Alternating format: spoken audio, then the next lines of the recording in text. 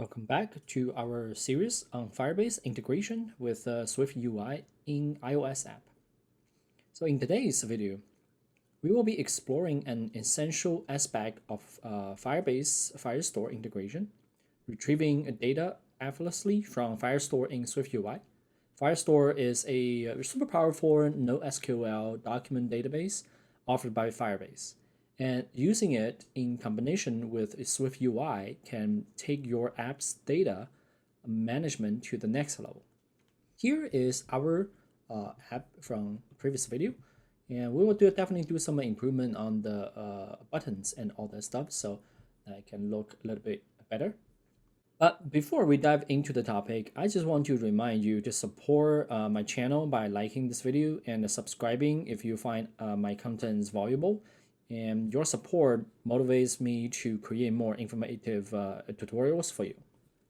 All right, so to get started with retrieving data from Firestore, we will refer to the official Firebase documentation. This documentation actually provides a pretty comprehensive guide on the different methods and approaches to effectively retrieve Firestore data. And you can find the link of this page down below, and I will put that in the description. All right, so let's jump into the code and see how we can effortlessly retrieve Firestore data in SwiftUI. All right, so the first step is setting up and initializing Firestore in our SwiftUI app, and we need to import the necessary libraries and config Firebase to establish a connection with the Firestore. We already started some integration from previous videos, so let's go to the libraries here, go to the project, and then go to the targets, then go to right here. Started typing by searching for Firebase Firestore. There we go. Choose that one, Firebase Firestore Swift, and add. Now we have the proper library integrated. Once we have this Firestore set up in the Firebase console, then we can then focus on retrieving the data. And in SwiftUI, that we can, of course, use the Firebase Firestore API to execute queries and fetch the desired informations. So let's head to the Firebase console and start to setting up our Firebase Firestore database. So that in that way that we have an endpoint that we can reach out to. All right, so here is our Firebase console page here. So let's head to, I believe it's under the build. Yes, Firestore Database. All right, so it's pretty simple. You can take a look reading through some of the documentation or compare the database depending on what you need. Firebase actually provides a pretty interesting kind of like a multiple choice kind of like a way that you can actually can help you to choose what kind of database you might need for your specific project. As you can see, here's a bunch of options here, and eventually at the very end it will tell you what exactly you might need here. So let's go back to the console again. So let's go back up to here, just click on the create database. All right, so basically, when you first start off, create a database, it's gonna give you some really basic information for like start in production mode or start in test mode. So for our demonstration purpose, we're gonna start in the test mode since we're not gonna push anything to production. But then here has the default security rules for test mode. Allow anyone with your database reference to view, edit, and delete all data in your database for the next 30 days. But of course, in the production mode, you also have those rules here. Of course, you can change them, so you can manage them so that maybe you can set some rule like only user can access them, something like that. So we're gonna actually use the test mode, so we don't have too much rule around it. But I'm gonna still personally, I'm gonna add a rule there, so that we will require a user to sign in, have a user ID in order to read, write, and all that, do all that stuff. All right, so let's continue with this. And for the Cloud Firestore locations, this basically normally you just give a default. You don't have to pick one. It normally shows which region or area of the database gonna host your data.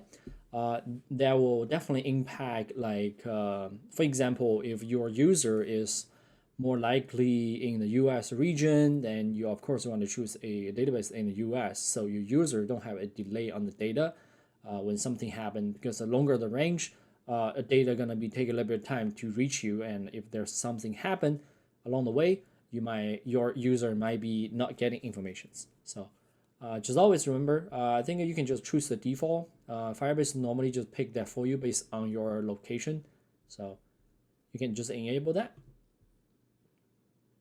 All right, so just simply click on this rules, and we'll see this page here.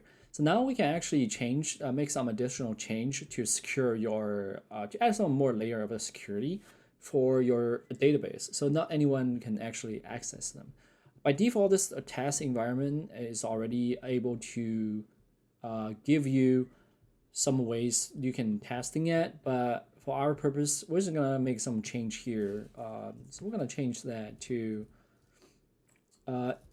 request.auth and not equal to now. So if you have authenticated, then we will actually give you access to the data. I believe there's a semicolon behind there.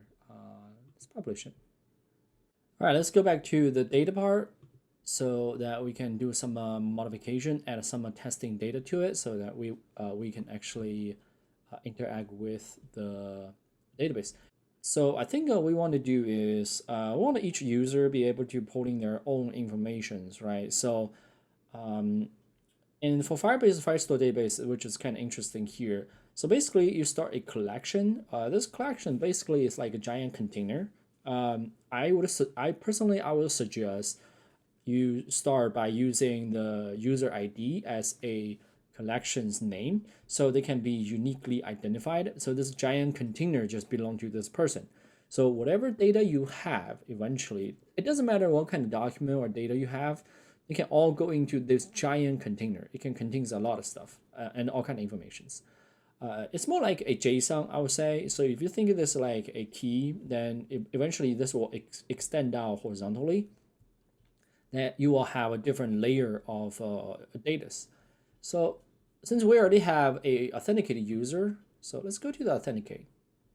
Let's grab this test. You can grab any one of them. You already have this user ID right there. So I'm just going to grab this email sign-in one. So I'm going to copy that. I'm going to go to Firebase database and create a new collection. Collection ID is going to be this user ID. And then a document, let's just say, let's give it some basic information. Maybe this only for a shopping list, right? So you can read a shopping list, you can add a shopping list, you can delete a shopping list. So we'll just call this simply shopping list. And shopping list, we're gonna have some field, right? So each shopping list, we're gonna have a name for it. And name is gonna be a string, of course. So we're gonna have, we'll just say name is this item for this shopping list. So this one particular item is gonna be, let's say Coca-Cola.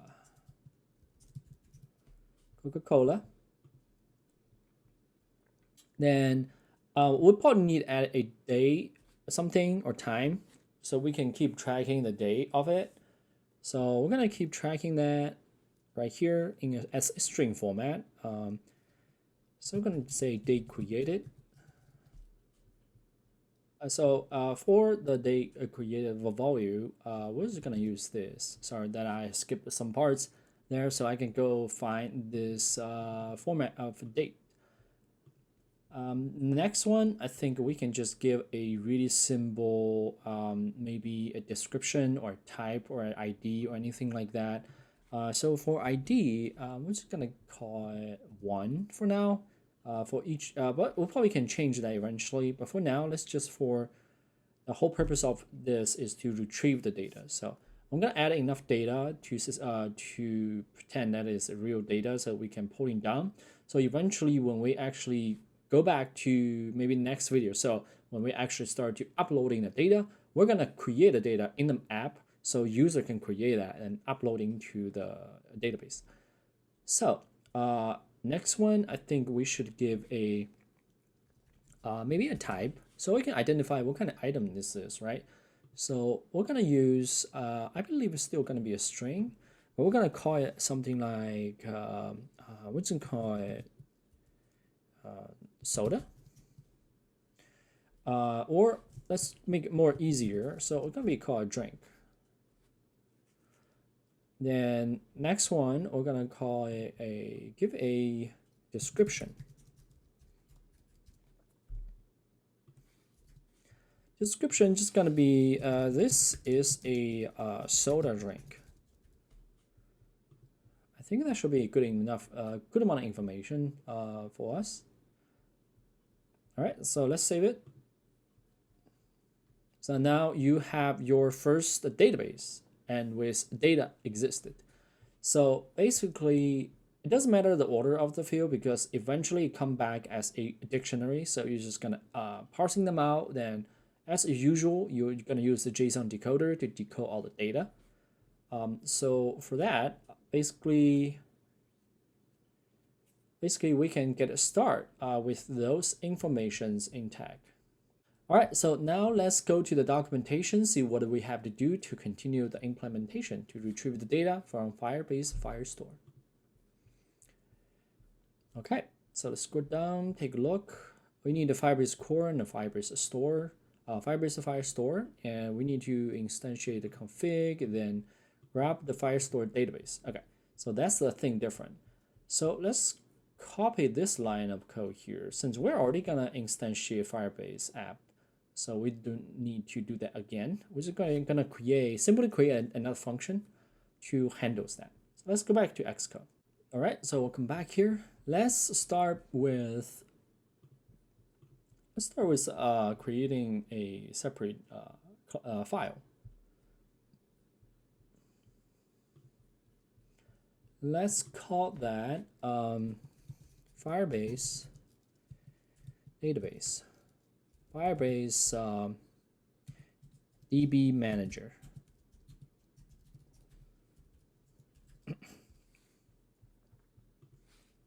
Okay, so in this class, we're gonna just call this class Firebase DB manager for now. And then we're gonna need to init this class, right? So, but before we do that, we want to import something. So we want to import the Firebase core and also want to import the Firebase Firestore. So now we can start by initiating this class. We're not gonna pass anything at this moment. We're just gonna simply create this Firestore database. And I believe this actually returning a value is fi app.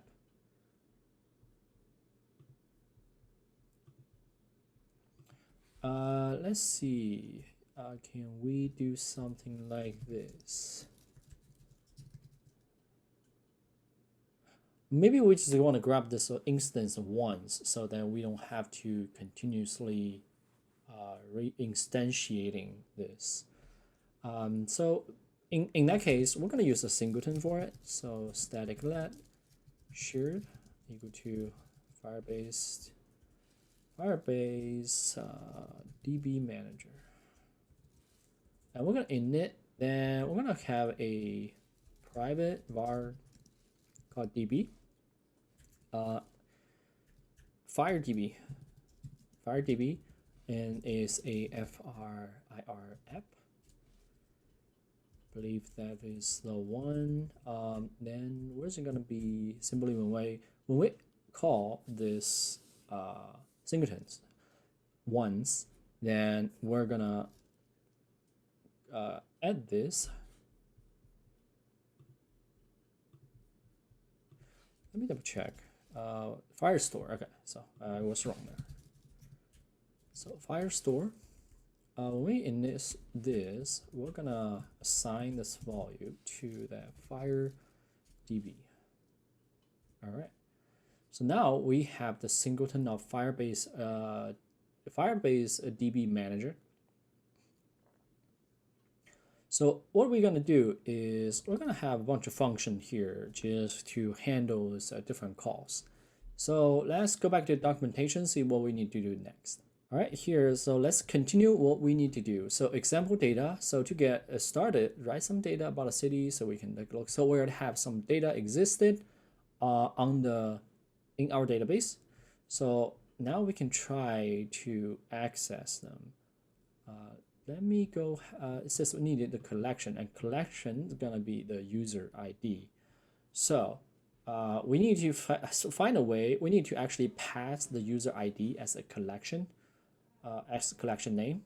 So we can simply copy this, and the document is gonna be called shopping list, and then we can retrieve the data. So we want to read the data instead. So get a document, okay.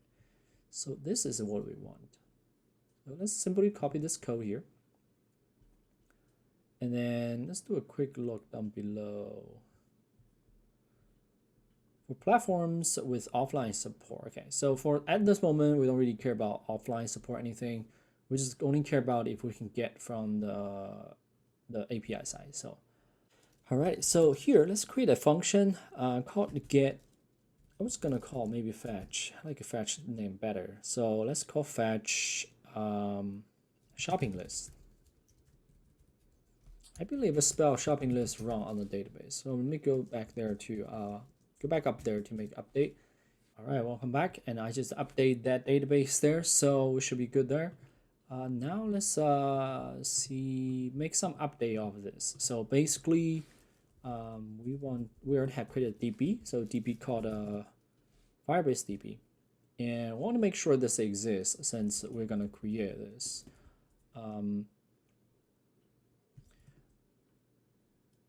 Or let's do this so we can save some trouble. I always like to put a comment that do nothing so that we know it's doing nothing there. So Firebase DB, and collection, we're gonna pass in user ID. Gonna be a string, and this is gonna be the name for the collection because it belongs to the user. Document, what's gonna call? I believe it's a lowercase shopping, right? Let me do a quick check. Yes, it's a lowercase shopping list. So Firebase like to call this a document reference, so doc ref. So we're gonna keep that as for now. We're gonna get a document back with error, and it's gonna check if this document have something and if document actually exists. Then if is, then we are grabbing the data, then you're trying to mapping the data. So basically the data is the raw data of the JSON. So let's do a print this point here. So print data. This is DB data. So I'm gonna print document data. Right, document basically, the document data basically contains, I remember there's okay, so they already give you a dictionary. Remember, they can give, you can grab a data, just the pure data. That'll be way easier.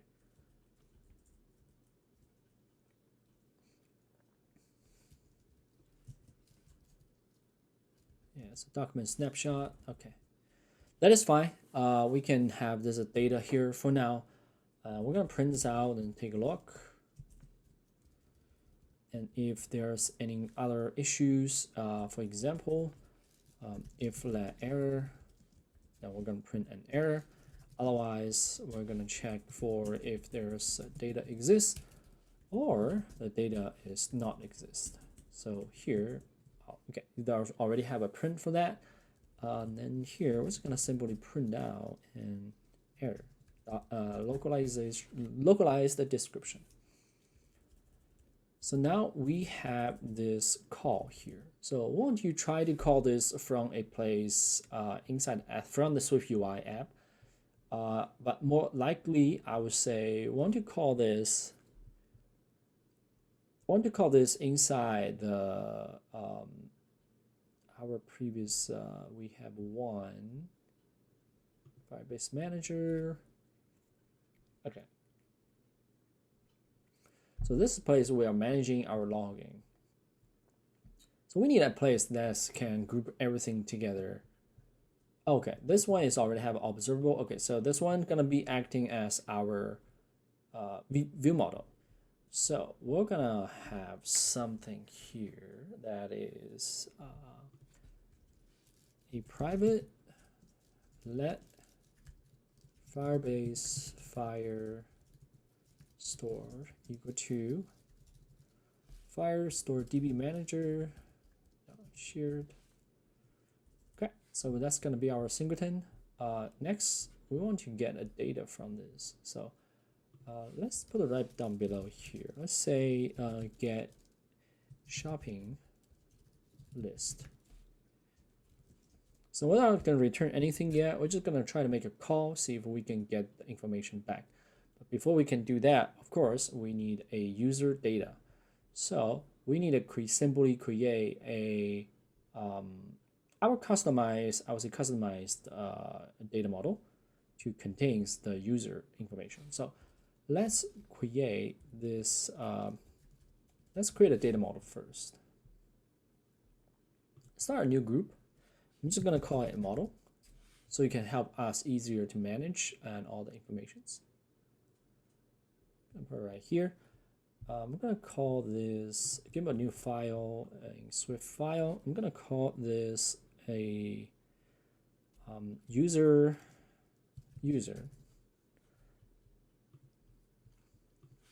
And then it's gonna be a struct. It's called a user, and this struct can contain a user ID.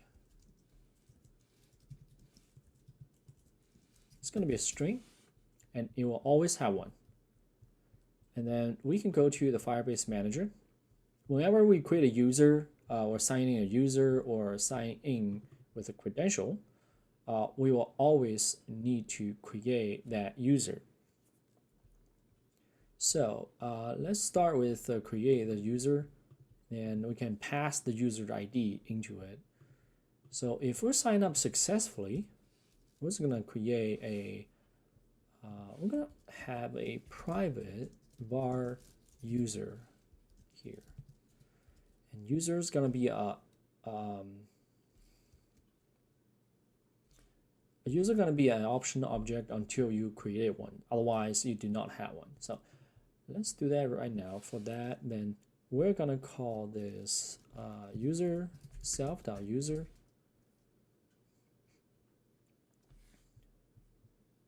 And here is where we're going to use a weak self to ensure that we don't have any issues.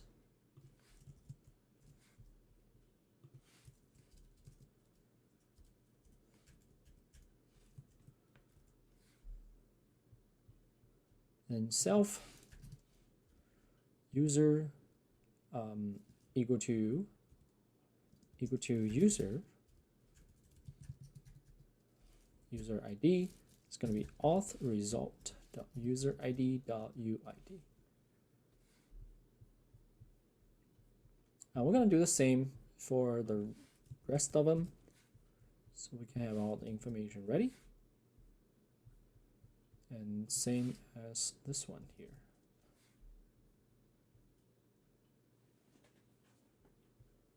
And we're calling this a result. Okay. Okay, now we have all the ID. So when we have the ID will be keep track of inside the variable here. So whenever we want to make a call to the API, we just want you to double check let user if user exists, otherwise return it. If we have user exists, then we're going to use user.user ID. Simply use that, but we're going to make a Firebase Firestore call and fetch a shopping list, and we're gonna pass this user ID into it so that we can successfully retrieve the user's data. And this is gonna be eventually turned into a backend process, a background process. So let's put a main actor on it. Okay, so let's go to the content, and we're gonna create a new page. Actually, I'm gonna create a new page. When we logged in, we're gonna have a user. So when we have the user, we're gonna show up a list. So I'm gonna make this pretty simple. I'm not gonna make a list. I'm just gonna make a simple view, and we're gonna start from there. So let's make a new folder first. It's gonna call it view.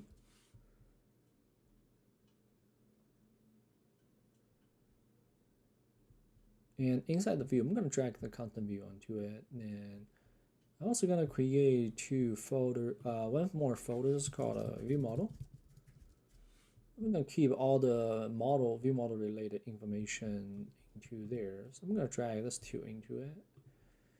So inside this view, I'm gonna create another file in SwiftUI. I'm just gonna call this a shopping list. Shopping list view. So in the shopping list view, we just want to simply show few datas. So we want to definitely pass to observed object, observe the same view model. So I'm gonna copy this.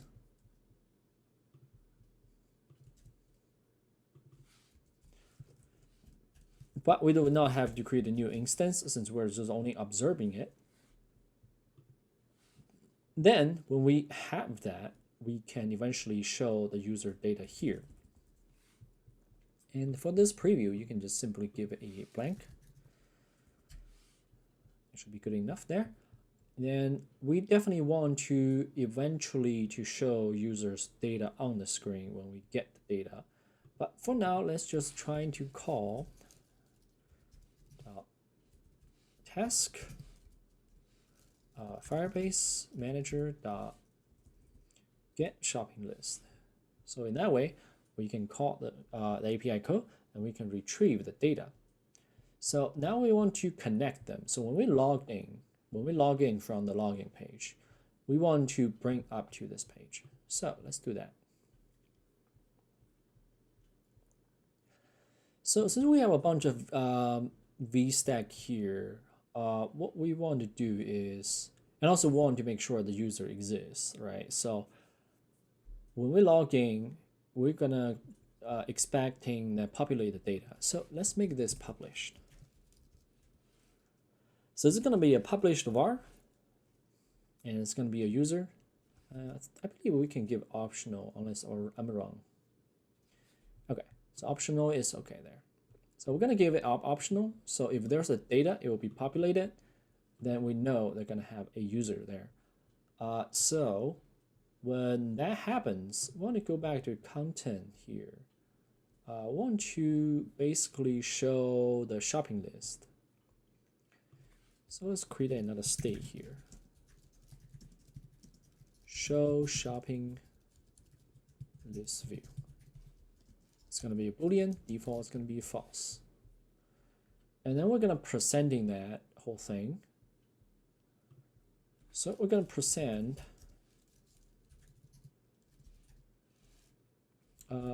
full screen cover, and we're going to bind the shopping list, and then we're going to create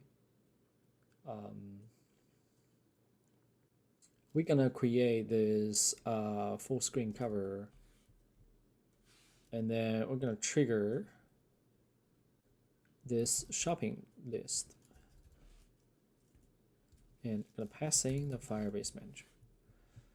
So we're gonna so here it's gonna show the full screen, and now we just want to make sure that whenever that's a user, and that's get triggered. Okay, so in order to do that, maybe we cannot really put this shopping list, show shopping list view right here. Let's put it somewhere else so that we can utilize the user existence. So it might be not the best way to do it, but for the demonstration purpose, I'm just gonna do this right here. So we're gonna have a state and we're gonna have a var. By default it's false, and this set. We're gonna be show shopping list equal to true.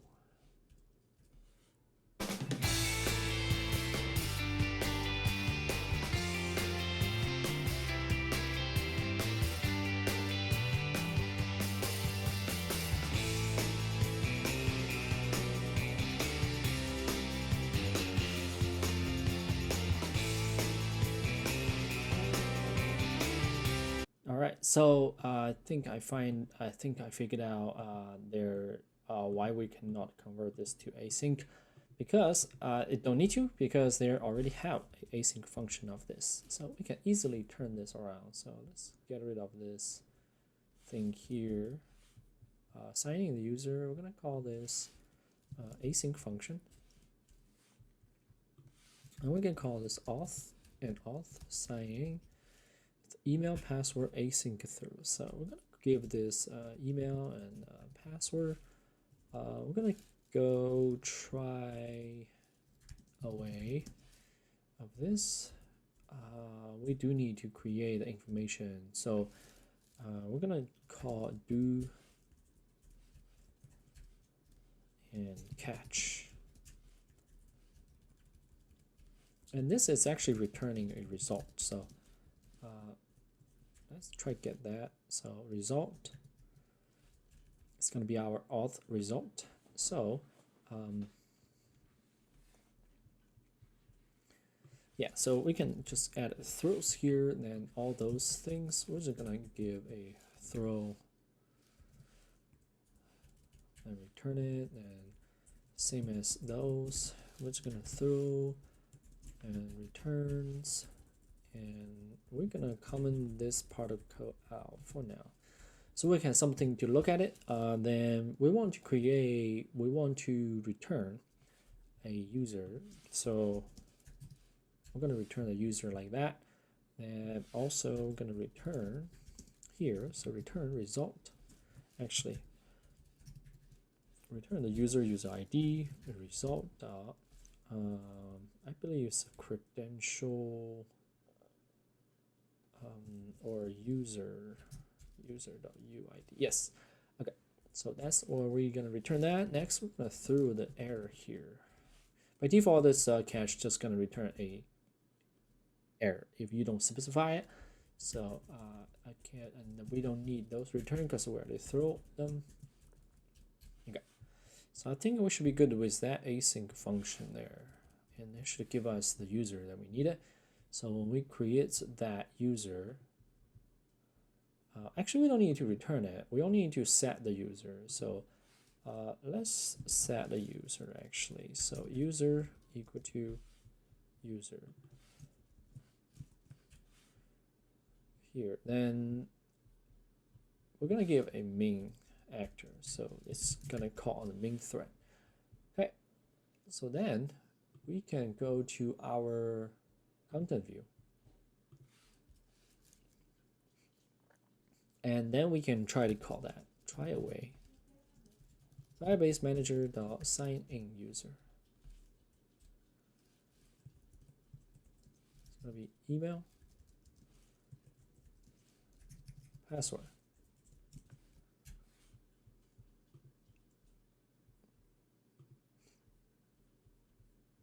All right, let's give another try.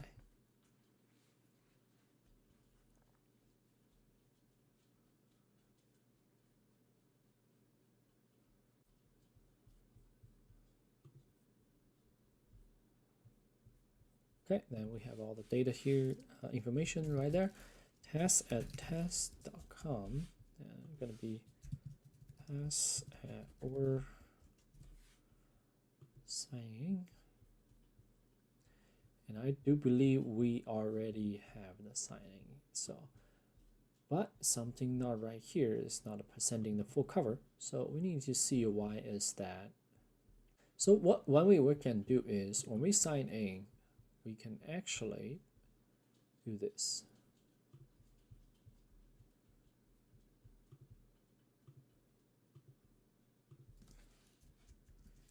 Give a boolean and return true.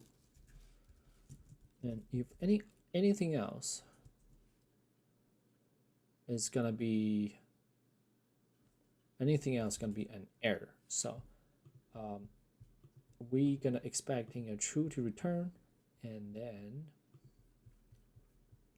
so we can do this if that's true, and then we can get our shopping state back.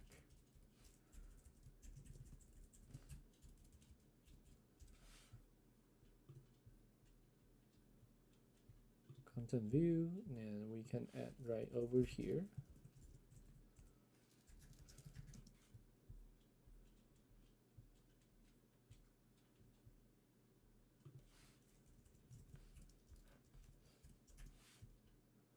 And show shopping list equal to true.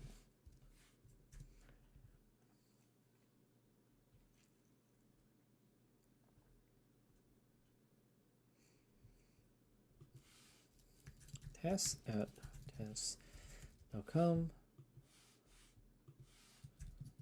Pass or there we go.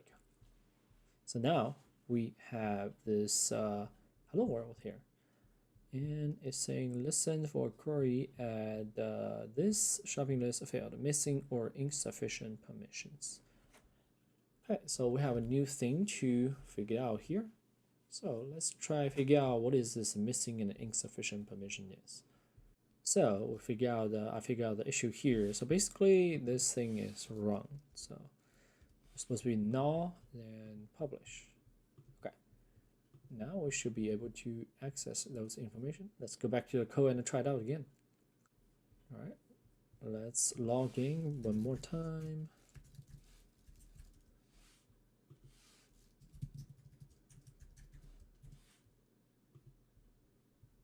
There we go. Now we're getting all the information. This is a DB data, and this is our data model that we return from it. So we want to convert that basically to our own data model so we can easily access them. So we're gonna call this item. And this item simply gonna be a new struct.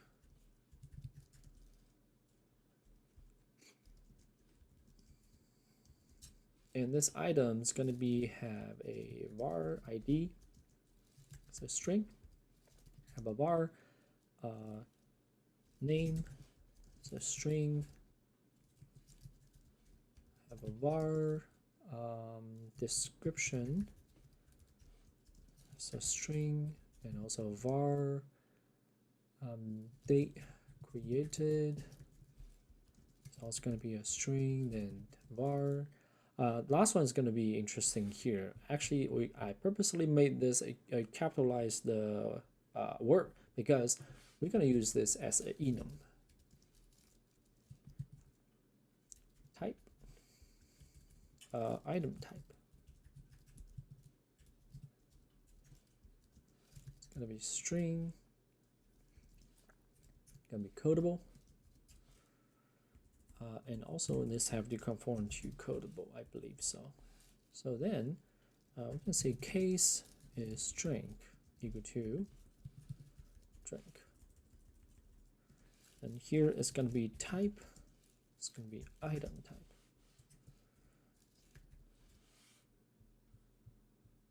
Okay, we should be good there. And I do believe we have a async function on this as well.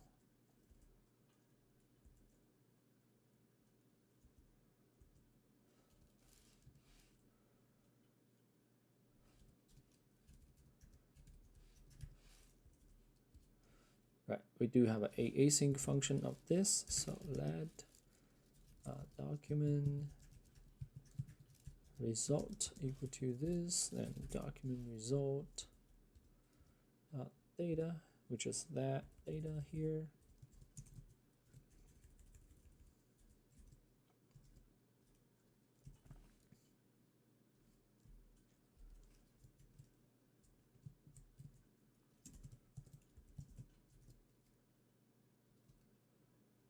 But we first have to do this if let, and also try away.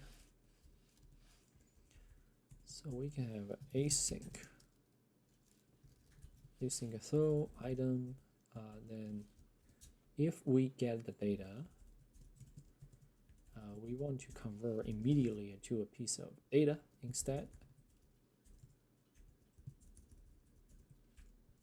So in that way, we can use this data, trying to return the JSON decoder version of it.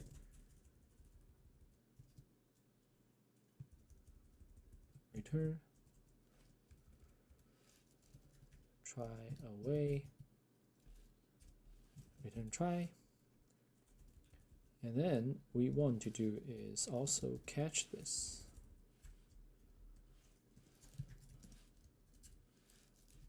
Through error.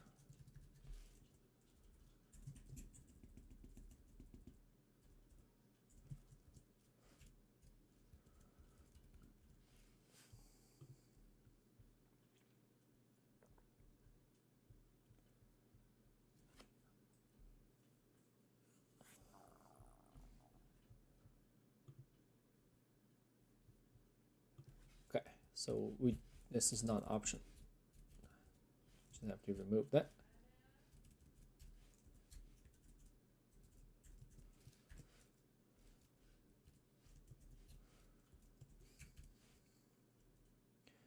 Okay, then we have this try here to get our information.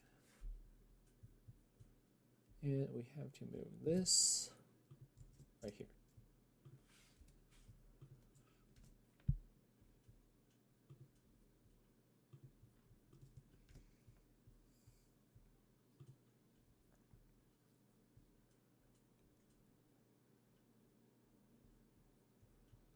And also we need to,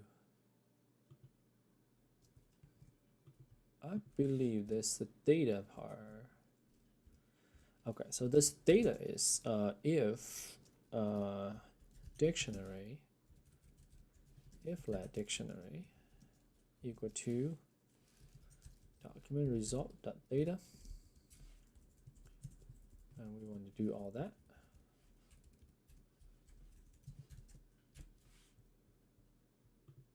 Okay. Otherwise, we want to return something. What we can do is actually, otherwise there's no data there. So we can actually create our custom error. We can just throw an error.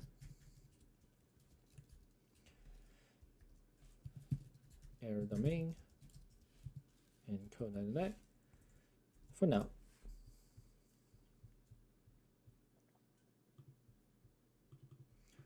And we can remove that and replace this. Okay, so now we can go back to make a slightly change on our code there. So this will become async away. Async throw. And this will be try away.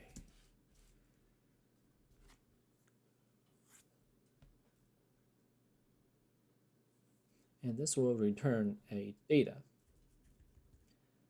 And then we can display the data. So, but we want to populate the data up here so we can catch them. So publish var item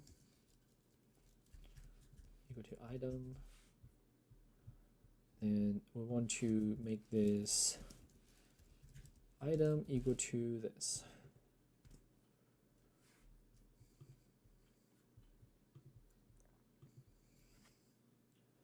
Okay, then we have to do is try, we have to do away because we have a async.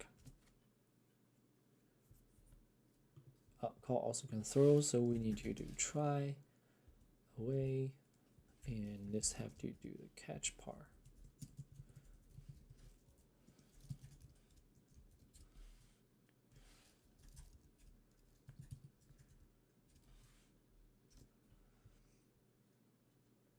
Okay, so in this case, that we're gonna have our data. So now we can change this a little bit. So we're gonna use a VStack instead. So we're gonna put all those inside. When VStack shows, we're gonna print out some informations. So we're gonna print out the Firebase manager, and also if we don't have the data, want to show something. So let's just say flat Firebase manager. I'm just gonna copy this item actually. You go to Firebase manager item, and if we have an item, we do something. If we don't have an item, we're just gonna call it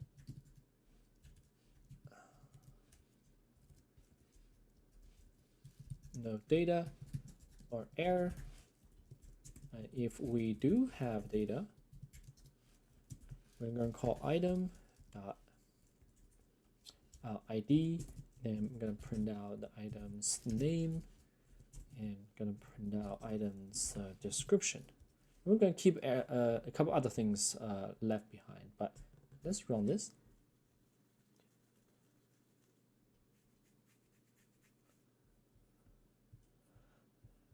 Okay, let's log in and pass our exclamation point, sign in, and voila. Now we got our ID, our name, and the description from our Firebase database with our customized data model. So, and there you have it, effortlessly retrieving Firestore data in SwiftUI by leveraging the capabilities of a Firestore and combining them with the declarative nature of SwiftUI. As you can see, the async await part, we can create a powerful and a dynamic iOS app. So if you find this video helpful, please give a thumbs up and consider subscribing to my channel. And as your support helps me continue creating valuable content for you. In our next video, we will dive into the exciting topic of uploading user input data to the Firestore database. So make sure to stay tuned by subscribing and enabling notifications, and as I will provide step-by-step guidance on implementing this functionality. And don't forget, I have an exciting giveaway planned at the end of this series. Make sure to follow my social handles for more details down the road. You won't want to miss out on the chance to win some amazing prizes. So thank you for watching today's video, and I'll see you in the next one.